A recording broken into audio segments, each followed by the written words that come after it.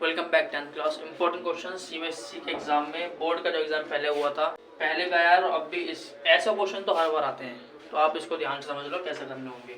एक द्विघात समीकरण जिसके शून्यकों का योग तथा गुणनफल क्रमशः 2 और -1। देखो पहले क्या बोला योग, फिर क्या बोला गुणनफल।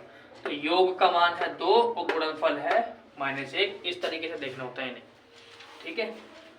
अब अल्फा प्लस बीटा, ठीक है, ये होता है शून्यकों का योग। इसका क्या होता है मान, माइनस का b/a, ये लिखवाया था ना चैप्टर में। अब माइनस का b/a आना है, ठीक है, लेकिन हमें इसका वैल्यू क्या दी है, 2 दी हुई है, सिर्फ 2 दिया है, नीचे कुछ भी नहीं है, वहां भी कुछ नहीं है। तो एक क्या काम करते हैं, हम 1 लगा लेते हैं नीचे की तरफ, ठीक है, नीचे कुछ नहीं है ना दोनों तरफ ही, तो नीचे 1 मान लो। उसके बाद आप यहाँ पे क्या देख रहे हैं कि a की वैल्यू हमें आ रही है 1 दिखाई दे रही है, और b की वैल्यू हो जाएगी -2। समझ गए। तो ये b का माइनस है ना, वो इस 2 को मिल जाता है, इसके नीचे तो कुछ भी नहीं है, तो 1 मान लिया जाता है ना। ये तो हो गया योग। अब गुणनफल, गुणनफल होता है c/a। इसकी वैल्यू आपको -1 दी है, कितनी है, -1।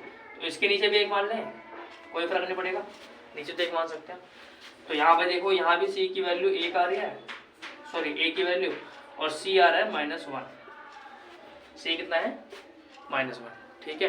चलो तब देखो a की वैल्यू है 1 दोनों जगह, b की वैल्यू -2, ठीक है, और c की वैल्यू 1। यही चीज आपको इन बहुपदों में चेक करनी है, कौन से में। देखो a तो शुरू में होता है ना, 1 हो गया, ठीक है। b का मान क्या है, -2, यहाँ -2 तो है नहीं, इस पर आ जाओ, -2 यहाँ भी है, यहाँ भी है, इन दोनों में से होगा ऑप्शन, यहाँ तो हो नहीं सकता। b की वैल्यू -2 है, यहाँ पे लिखा है, ये b की वैल्यू होती है जो बीच में होता है, तो -2 यहाँ पे आएगा, और c का मान क्या चाहिए, -1 भी होगा, तो ऑप्शन नंबर दूसरा इसका सही हो जाएगा। तीसरा क्यों नहीं हो रहा, क्योंकि तीसरे में प्लस आ रहा है यहाँ c की जगह पे, लेकिन c की जगह क्या आना चाहिए, -1, तो ऑप्शन नंबर दूसरा इसका ठीक है।